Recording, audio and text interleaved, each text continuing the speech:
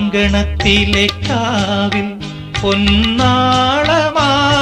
നിന്നു കാടാറുമാസ പൊരുളിനും നാടാറുമാസമായി.